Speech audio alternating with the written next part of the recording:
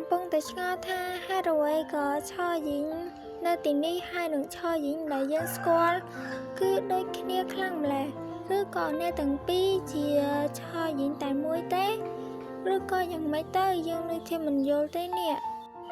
បើមែនឬក៏នាងមានអាកំបាំងអីលាក់មកកាន់យើងទេដឹងណាស់ហើយប្រហែលជាយើងគិតច្រើននៅខ្លួនឯងទេ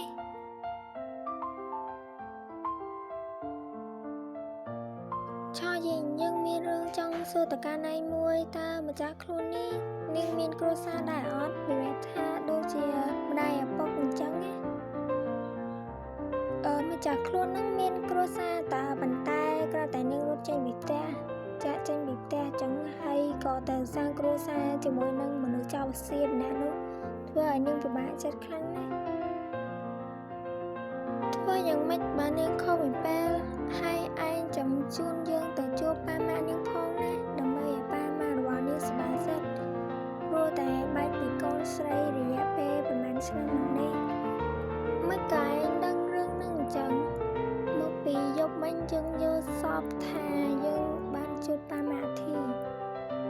អញ្ចឹងឯងចឹងចាំយើងជូនឯងទៅក៏បានដែរឆយយីងយើងមានរឿងមួយចង់សួរទៅកាន់ឯងតើឯងមានអាកំបាំងអ្វីដែលលាក់មកកាន់យើងដែរទេយើងពិតជាឆ្ងល់ណាស់នេះឆយយីងដែលយើងស្គាល់ហើយនឹងឆយយីងនៅទីនេះម្ដេចក៏ដូចគ្នាខ្លាំងដែរ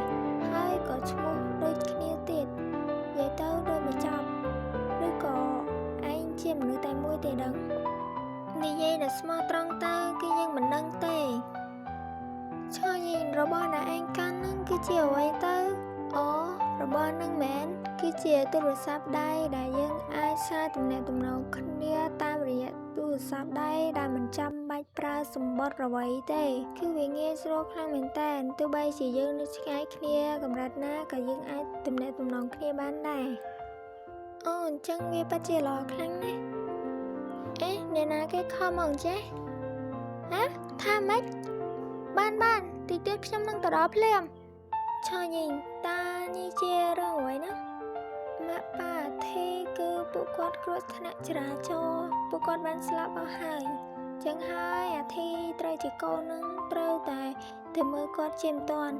យើងនឹងជូនឯងទៅអូមើលទៅពិតជាគួរអាណិតណាស់ក្រោយពីបានធ្វើបុណ្យសពរបស់ម៉ាក់ប៉ាធីក្រោយមកទ្រព្យសម្បត្តិដែលម៉ាក់ប៉ាធីបានទុកមកឲ្យកូនស្រីក៏ធ្លាក់មកកាន់ខ្ញុំទាំងអស់ខ្ញុំក៏បានរស់នៅក្នុងផ្ទះរបស់ពួកគាត់តើនេះគឺជាផ្ទះរបស់ម៉ាក់ប៉ាធីមែនទេពិតជាធំខ្លាំងមែនតើឈឺអានឯងពេលនេះចាប់ផ្ដើមសនជាមួយនឹងជីវិតដែលរស់នៅទីនេះហើយលីលីអូនឯងនៅណាណាលីលីបានទេហើយក៏ហើយយ៉ាងនេះចុះណែញអត់មានចេញទៅក្រៅផ្ទះដើម្បីធ្វើការងារអីចុះការខ្ញុំនៅផ្ទះម៉ាក់ប៉ាខ្ញុំ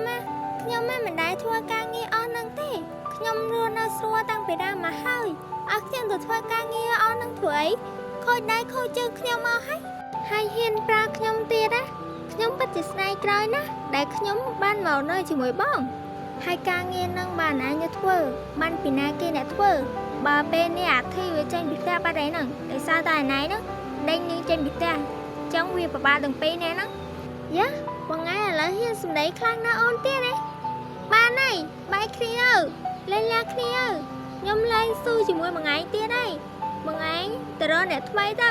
ខ្ញុំលេងត្រូវការបងឯងហើយបងឯងជាមនុស្សអាក្រក់លេងលាក៏លេងលាចឹងបែកផ្លូវគ្នាទៅHello កញ្ញាឆយយីងអូអាស៊ឺតាមកអង្គុយលេងសិនមកចាំងហើយចោណាពនាងស្អីពនាងជឿអានអើយហើយចាំមិននិយាយចឹងទៅអីហៅតែជឿអានធម្មតាទៅបានទេប៉ប៉ោចណាឯងនេះនិយាយលេងសានហ្នឹងណាមិនដែររឿងគ្រួសារធីដែលយើងឲ្យទៅមើលមានអីពីរអ្នកហ្នឹងនិយាយគ្នាបាត់ហើយដល់ឡៃហ្នឹងហើយអ្នកទាំងពីរកំពុងតែជជែកគ្នារឿងអីហ្នឹងគេពងនិយាយគ្នារឿងគ្រួសារនោះឥឡូវលែងលាក់គ្នាបាត់ហើយ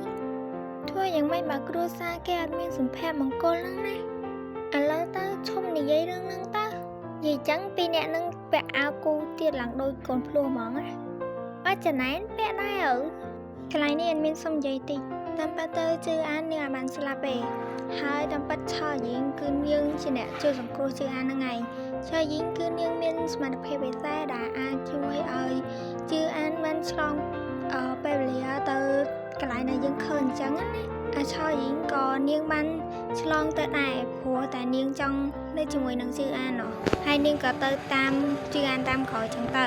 ហើយរឿងរបស់យើងគឺបានចប់ហើយអ្នកទាំងអស់គ្នាចាប់ពីស្ថាពរហើយរឿងមួយនឹងដែរល្អមើលអ្នកទាំងអស់គ្នាហើយមានក៏ដឹងថាត្រូវធ្វើរឿងអីតឲ្យអ្នកទាំងអស់គ្នាមើលទៀតដែរអ្នកទាំងអស់គ្នាទៅចាំសិនណោះ